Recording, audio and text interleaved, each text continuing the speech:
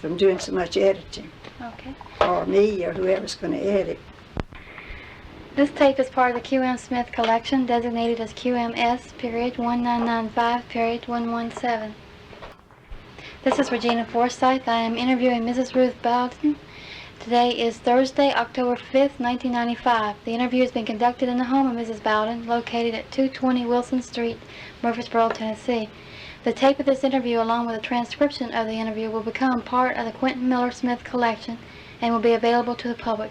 Future researchers may include portions of this interview in their publications. Is that all right with you, Mrs. Bowdoin? Sure. Great. What is your full name? Ruth Shiver. It's my maiden name, S-H-I-V-E-R. Okay. Bowdoin. B-O-W-D-O-I-N. And your birth date? April the 29th, 1917. And your birthplace? Dale County, Alabama. It's in South Alabama. Okay. And your father's name?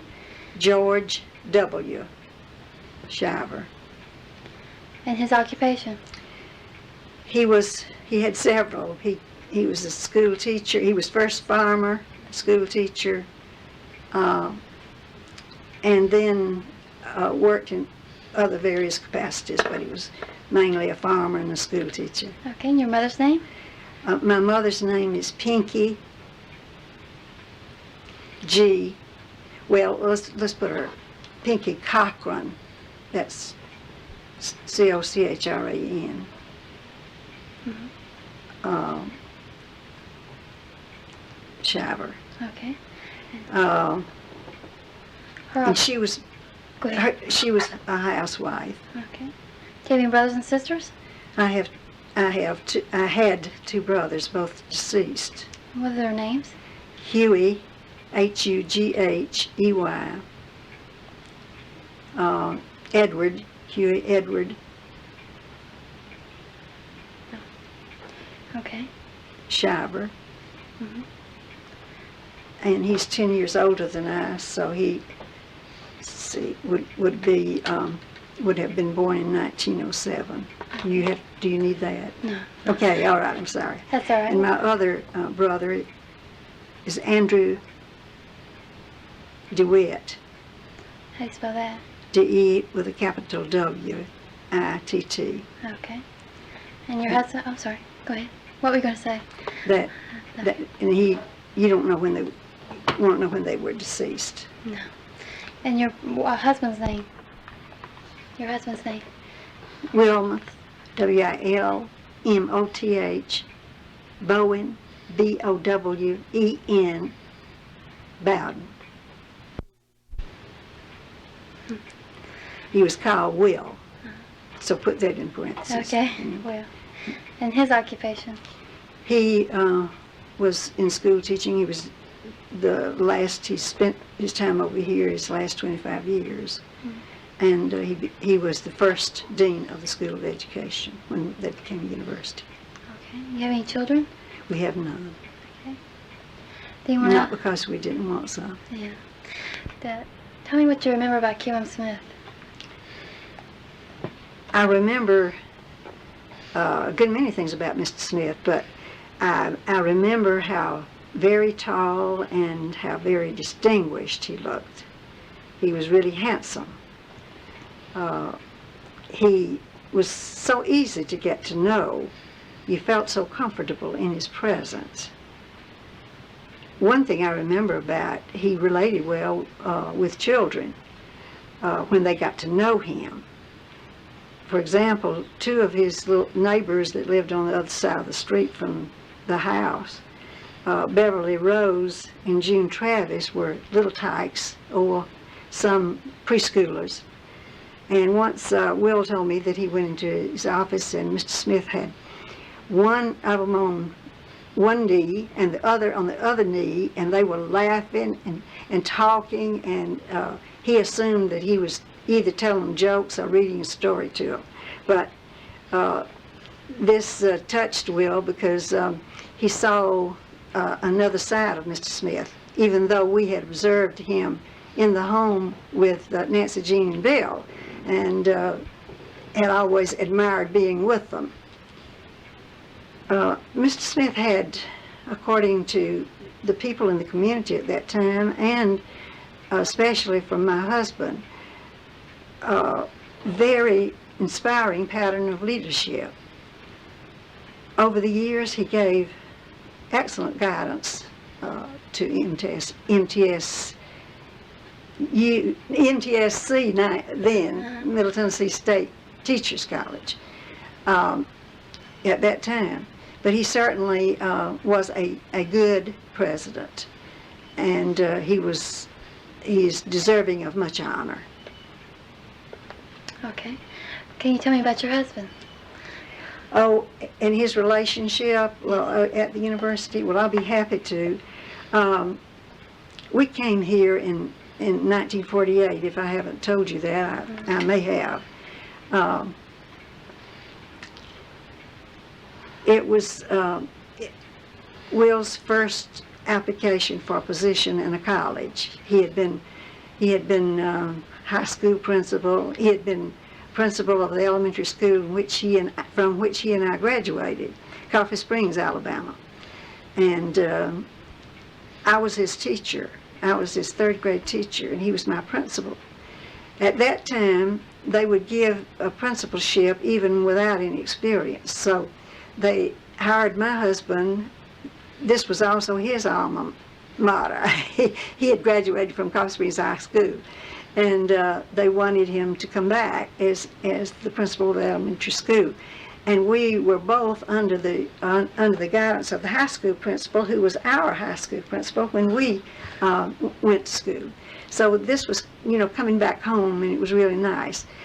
Neither of us was really qualified to teach, because at that time you could get a teaching certificate after 2 years of work in an institution, accredited institution. And my husband had 3 years at Troy State, and I only had 2. And but we had good leadership from our high school principal, who had much confidence in us. And this was a nice atmosphere for us to begin our teaching careers. Some funny things happened to Will in his first job. There was no library. It was a country consolidated school, but there were only very few students there, because it was the children were bussed in, and they didn't have a library. So Will said to Mr. Williams, who was his superior, and his high school principal, our high school principal, he said, I've got an idea. He said, I think it'd be good for us to go out into the country and gather up some chickens, and we can get them and we can sell them and we can start our library. We can begin to get a library. We need a library over here in this elementary school. They had no books at all. So Mr. Williams was a good sport too, and he said, that's a good idea, Will. I'll tell you what we'll do.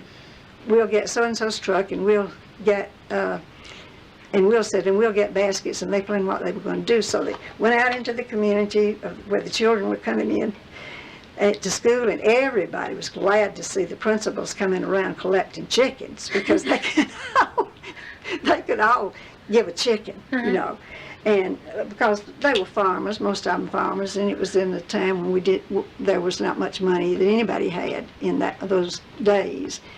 So he told of some experiences where they'd get a basket of chickens and turn it over and put them in it, and then some of them would get out and they'd have to chase them back, and so they had a wonderful experience in doing that.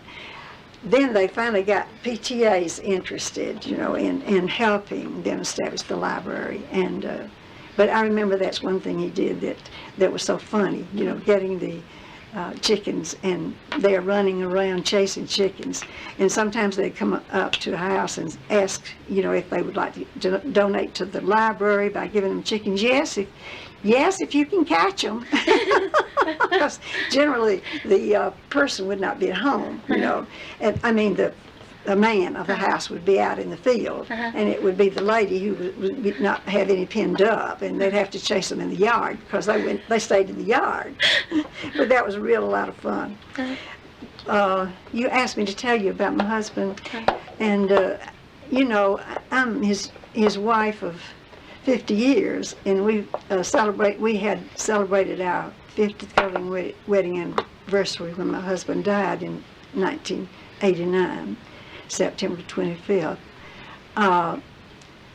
And we were sweethearts in high school. And he was really the only person that I ever dated, almost. I dated a couple more people, but I shall never forget the first day I saw him at school. And he always laughed and said, you know, we just got together by chance. They changed the bus route from his school over on the other side of the creek from Coffee Springs. He was going to Sampson School, and I was from Chancellor, Alabama, going to Coffee Springs School. And over the summer, when we were in high school, they exchanged his bus route, and sent him to Coffee Springs. And that's the only way I ever got to know him. You know, I would have never known him had he not been transferred, his bus line being transferred. So I thought later when I changed my mind, I said, no, I think that was God's plan. I really think that was God's plan for us to be together. He, and I'm very fortunate that I fell in love with him, and he fell in love with me, because he gave me so much that I would have never gotten otherwise. Especially after he had gone to George Peabody College and had taken so much in psychology, because he took psychology as his minor and education as his major. And in fact, he thought one time of becoming a clinical psychologist. And here is where I think God intervened again, because they lost one of their members at Peabody, their PhDs in psychology, and they were one less for being able to give a PhD because they hadn't replaced him. And so Will said, well, I'll just go into into educational administration. That's just fine with me because his hours were equal.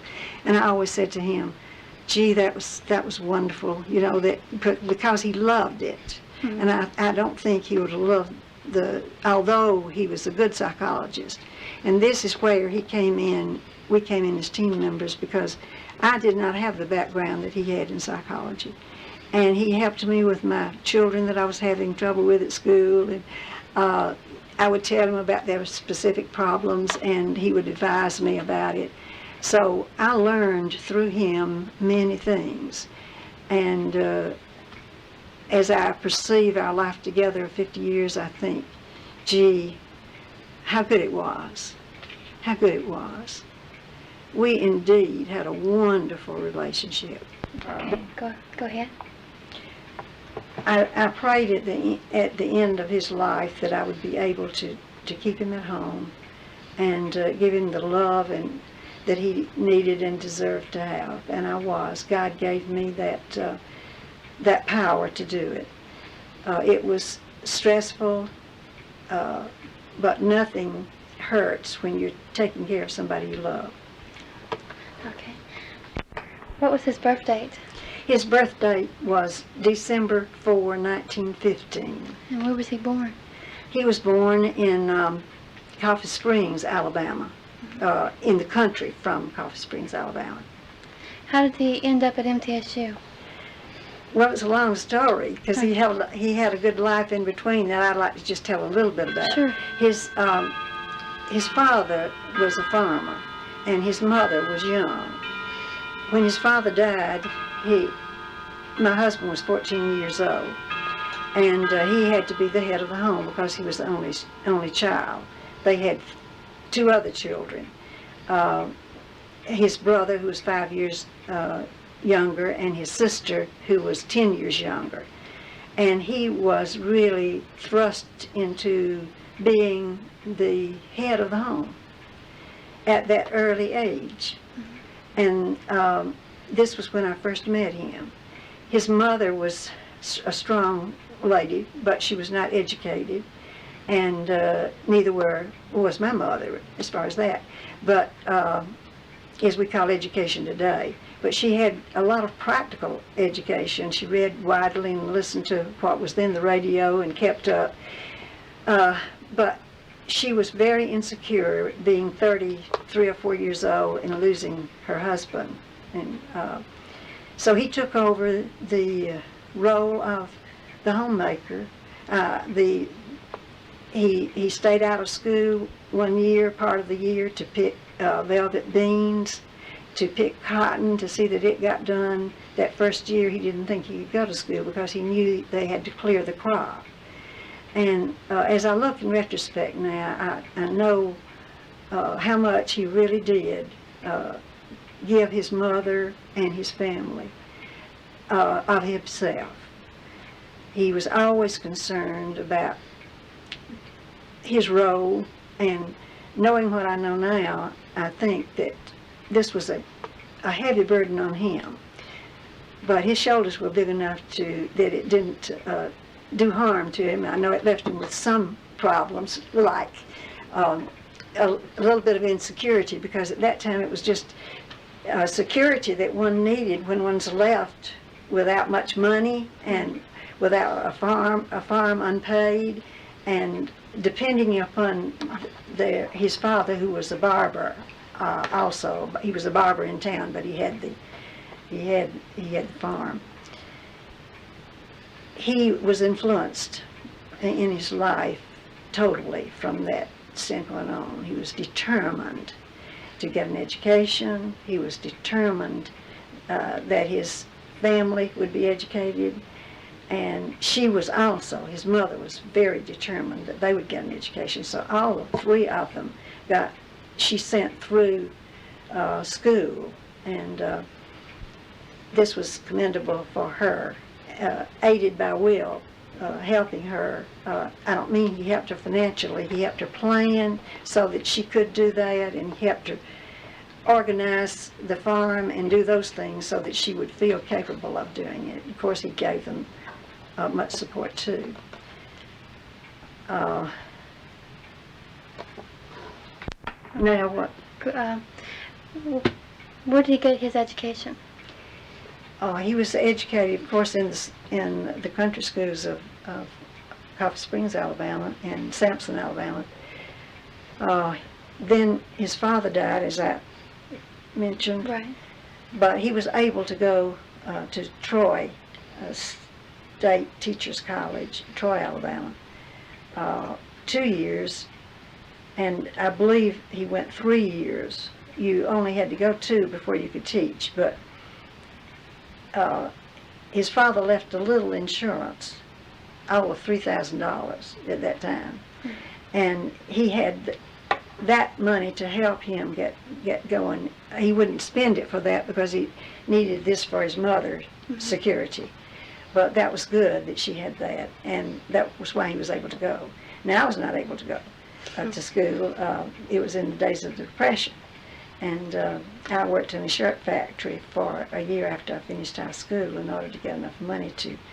And you'll be interested to know that the tuition then at Troy State was $25 a quarter, and our books were something like $5, for the whole. So you could go quite easily, on a small amount of money, especially when our families would send canned things from the garden and meat, that came from the smokehouse. And he lived in a home with a lady who cooked for him. He and 4 or 5 other boys.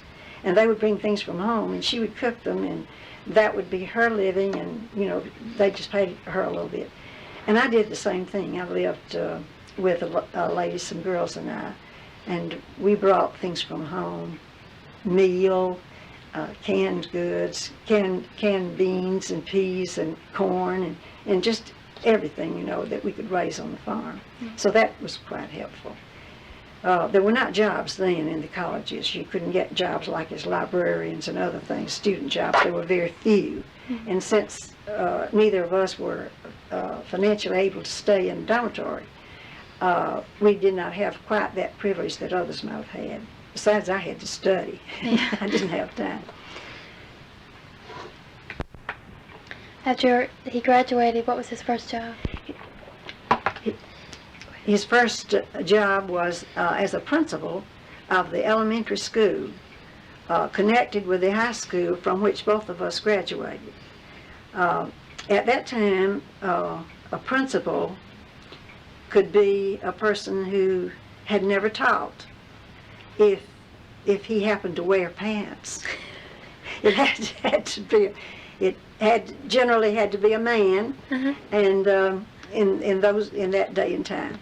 But they had confidence in Will because the principal of the high school was principal there when we were in school, and he knew of Will's qualities, and he was happy to have him. So he started as under his principal of high school. And you taught there also? Yes, I taught there also. I taught 3rd grade. What years were y'all there? I guess around 38. We finished high school in 35. We finished high school together. So I started teaching in 38, and he started in 39. And because I went to school 2 years, and he went to school 3 years before he stopped, although he didn't have to. Maybe that extra year helped him get to be principal. What did y'all do after you left the elementary school?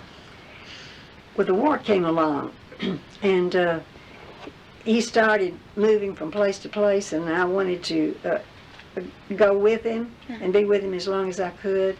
And I would get a teaching job mostly as a substitute because I did not want to take a permanent job, so that when he's moved from one place to another, I could go along. I was able to do that a good portion of the time, and we weren't separated too long. Okay. And after the war? After the war, with the GI Bill, which was a wonderful lifesaver for poor people and for all of the veterans at that time, my husband was ambitious and he wanted an education. So he immediately entered George Peabody College, mainly because he was at Thayer General Hospital as a physical education instructor in his last year. And he had wanted to take some courses, but he had so much work to do he didn't have a chance. So that's why we chose to stay there. And I taught him Aiken Elementary School near Vanderbilt and Peabody while he was going to school for 3 years. He was in school for 3 years. He got his master's, and then he started work on his PhD degree. Did he get a PhD degree? Yes, he got a PhD degree after he was hired here. It was in 1951. Okay. And that year, a terrible thing happened. I was teaching at Critchlow School here in Murfreesboro, and of course I think at that time he was head of the School of Education. I'm not quite certain about that date, because he was first working with student teachers at the high school here, which is now a middle school, but it was then Central High School.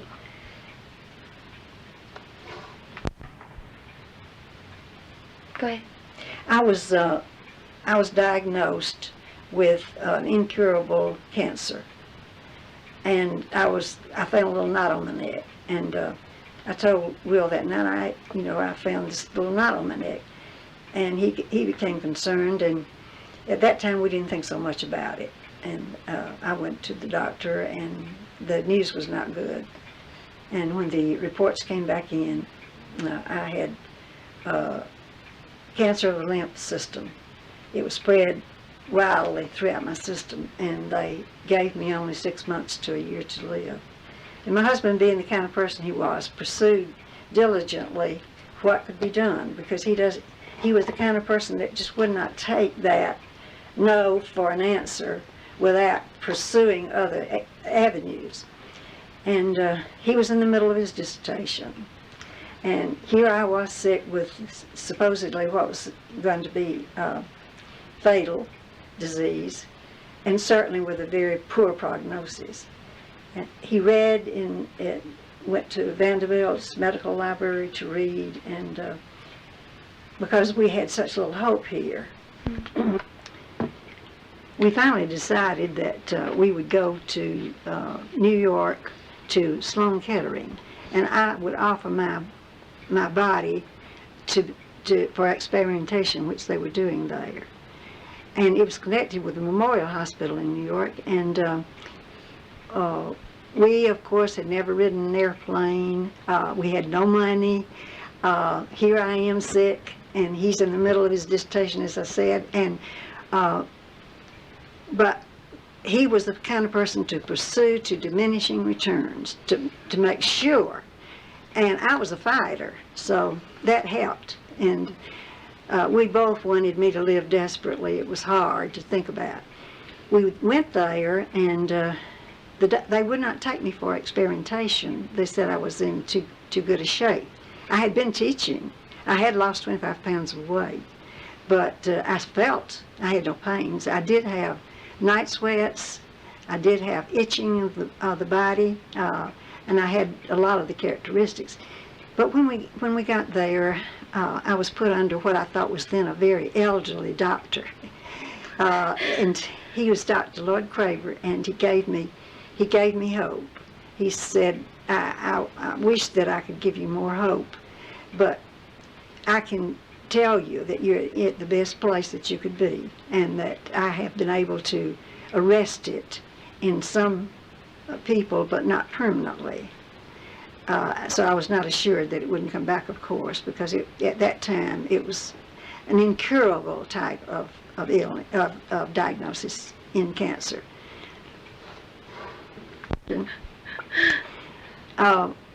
In about 2 weeks, they decided on conventional treatment. They had nothing except X-ray and cobalt at that time, and mustard nitrogen, or nitrogen mustard, whichever you call the First World War poison. And that's all they had to offer. But my doctor said, I know how to keep from burning up your lungs. I had expressed the fact that I was disappointed because I thought I was going to get more help than that. And he said, well, it's the way it's administered that's important. So immediately, after a few treatments, the nodes began to melt, and I had them everywhere like grapes throughout my whole body.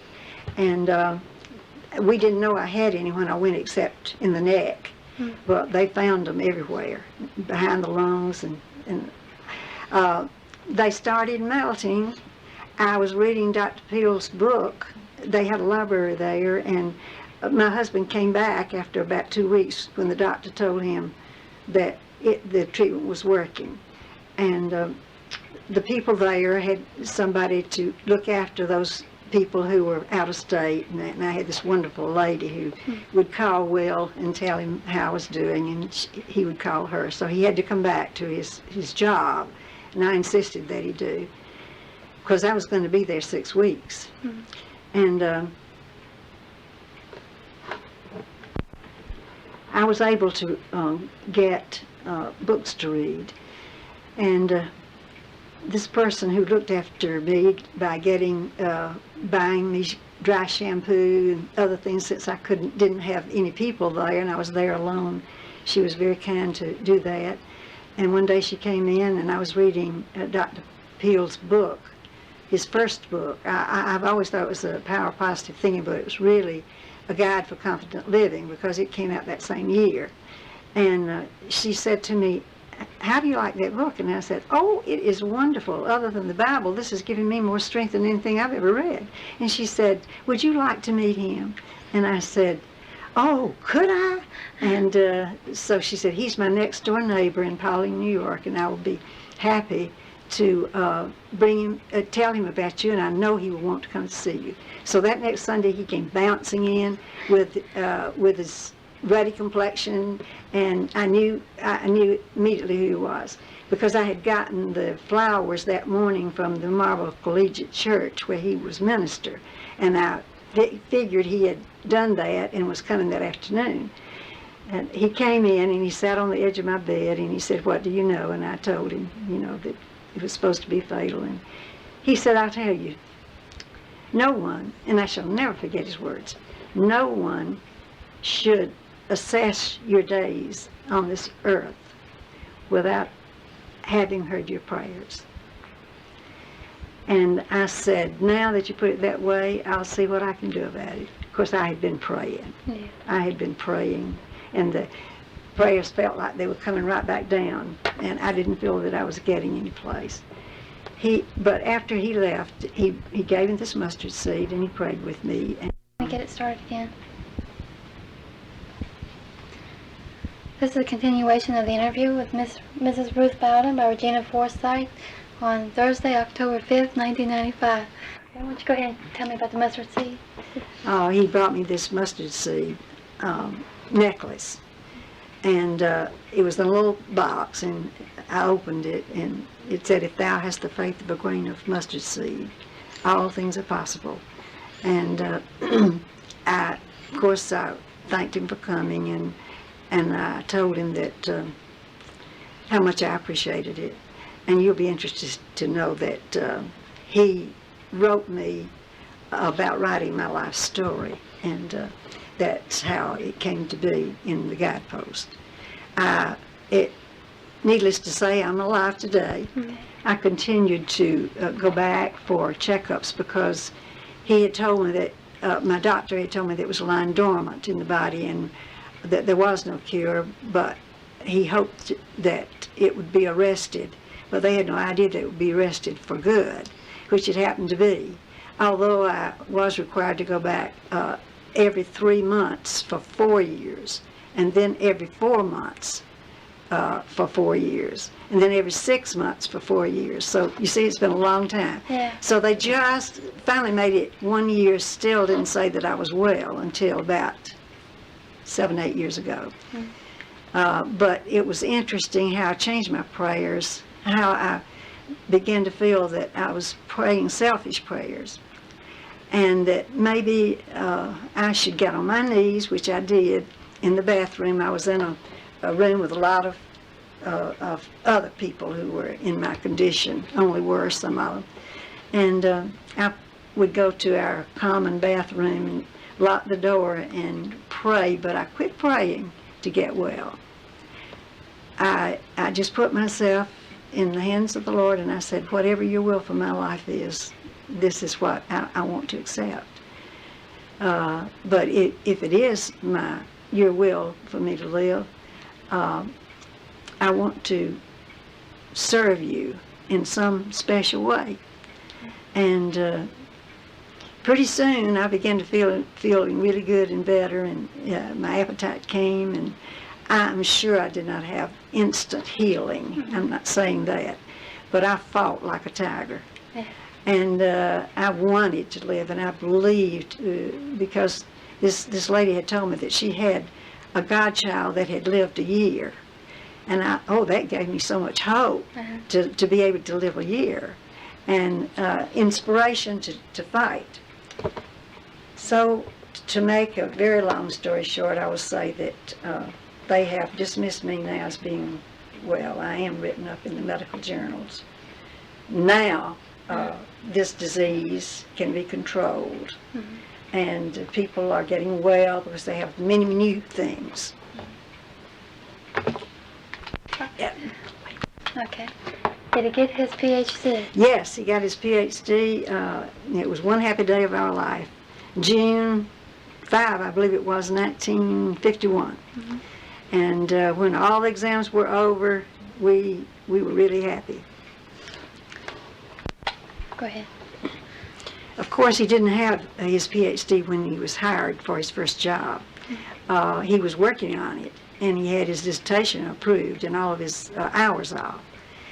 But he came to MTSU for his first application for a job, and he heard that there was job available, or somebody had recommended him for it, I don't know which.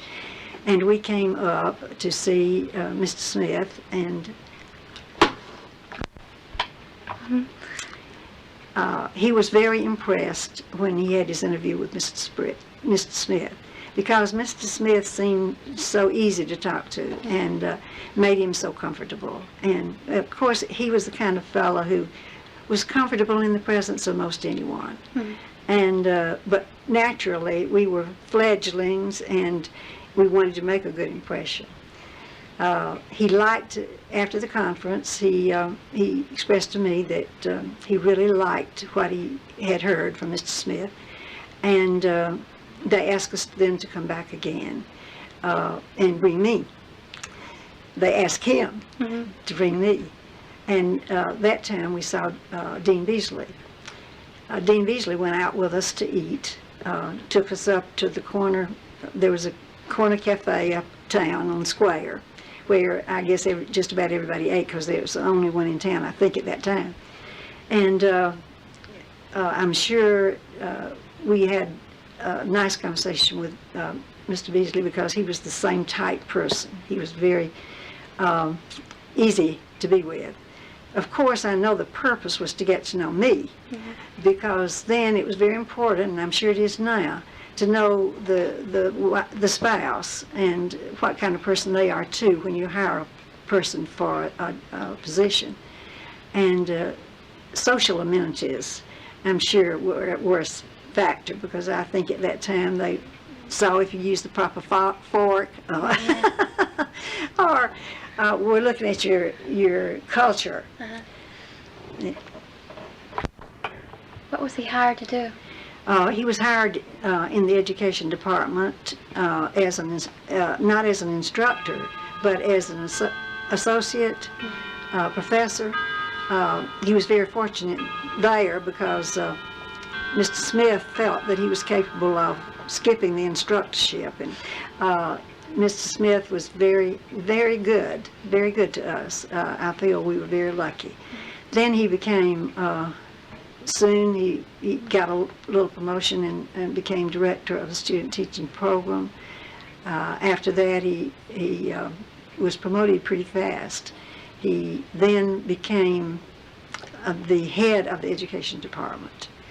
Dr. Kirksey had gone into... Howard Kirksey? Had gone to be dean of students, and he was promoted to the head of the department. But he was young. Will was young, and there were older people there. And Will felt, he even felt for one of the people that were there. He even said, you know, I can understand how Joe feels, because Joe had been there longer, and he wanted the job, and but he did not get the job, and Will did. So Will felt, he was such an empathetic person. He felt, you know, he did not feel, I'm so lucky. He just felt, I hope that Joe, you know, is going to be happy, because he was his good friend, Joe Wilkes, and they were our good friends. So you can imagine how one felt in that position. But Mr. Smith would take chances, you see. He had enough confidence in Will, he and Howard Kirksey together, that they saw his abilities early, I think, and gave him promotions, and he became the head of the education department. Then later, when the school became a university, Dr. Cope asked him to go to the, as dean of the School of Education. He did not really want to do that, because he was happy, you know, just being head of the education department. But Dr. Cope talked to him and said, you're the man that can do this for us. And so he relented, but he said to Dr. Cope, give me 4 years, because I know I can do the job, but I don't want to make you think I want to do it for the rest of my life. And so Dr. Cope said, yes, I will give it to you for 4 years. you will get it organized and moving then. And then if you want, he wanted to go back to teaching. Mm-hmm. And then if you want to go back to teaching, I'll put it in my files that I have promised this to you.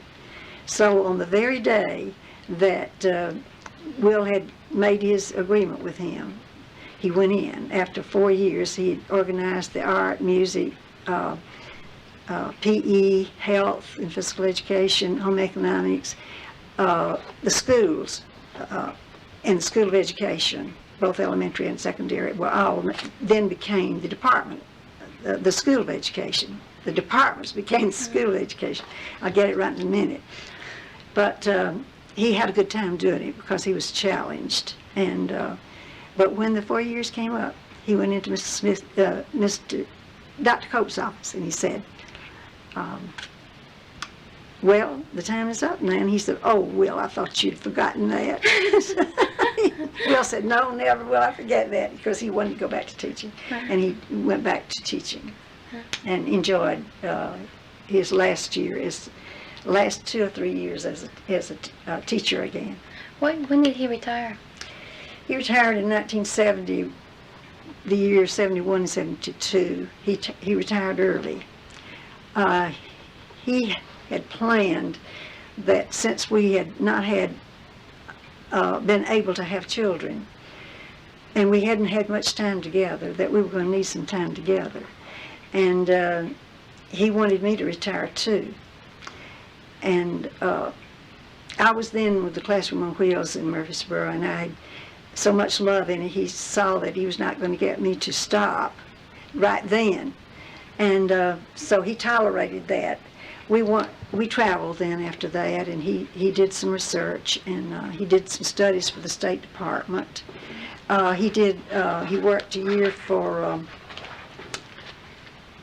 Dr. Ingram when he was Commissioner of Education, and did a study on the teacher education programs in Tennessee and made recommendations for their improvement. Go ahead. After he wrote this report, Dr. Ingram has since said that it was the finest work that he had seen done on studying teacher education in Tennessee and making recommendations. He was far ahead of his time. Mm-hmm. I was glancing through this book, and I noticed that he recommended so many things that we're just now getting around to doing. Mm-hmm. The next year, their certification was in, maybe it was the year prior to this, the certification department were so far behind with getting their certificates out to teachers that Dr. Ingram challenged him by making him the head of the certification department, so that he put his very soul into this, and because teachers couldn't get paid until the certificates were in. When he said when he saw the number of certificates that had to be processed, he opened the closet and he thought, my, will we ever do this? But I have a letter from his staff when he retired. He retired really from there, and I have a letter from his staff that I would like to read. Okay. Mm-hmm. Could I read it into that? Because I'm afraid you're not going to get back to me. I have nearly done what I hoped could be done. How much would... Okay, go ahead. When Will became the director of the School of Education, Dr. Berry did his life. This is your life, and it was going to be a surprise to him. And this is what it said. He was born in Alabama. Troy State claimed his first degree, and 2 more followed after. The last was a PhD. The master's and the doctorate were both in quick succession. These 2 degrees were granted in Peabody's graduation. It was not so very long ago, but you know how time does flee, that he came to be a professor at Middle Tennessee. And within a half-dozen years, in such participation, he became the chairman, yes, the head of the Department of Education. I must admit in fairness, and indeed I tell the truth, that his greatest asset yet by far is his wife we know as Ruth. As a boss, he has no peer I know. His philosophy is homespun. His wisdom's great, his patience too. His humor is filled with fun. His deeds are many. I could go on, but it's he you came to hear. The last honor that I'll mention will bring a rousing cheer. On yesterday it happened. It caused campus-wide elation, for he is the new director of the School of Education. And so, for future things you'll do, you and your lovely wife, you lead, and we will follow. Dr. Bowdoin, this is your life. Wasn't that sweet? Yes, I like that. And I wanted to read this from a student, too. Okay. So now it's in a folder. I think I put hers in a folder. Tell me about the letter. Judy Trent, one of his students, wrote a very nice letter to the foundation, and they sent the copy to me. And she said many things about how wonderful he was as a teacher and what he had done for her personally and for other people. But she said one thing that I shall never forget in saying Dr. Bowdoin was a gentle giant of a man. And I just thought that was just a sweet expression that I wanted to share. All right. Well, thank you for letting me come.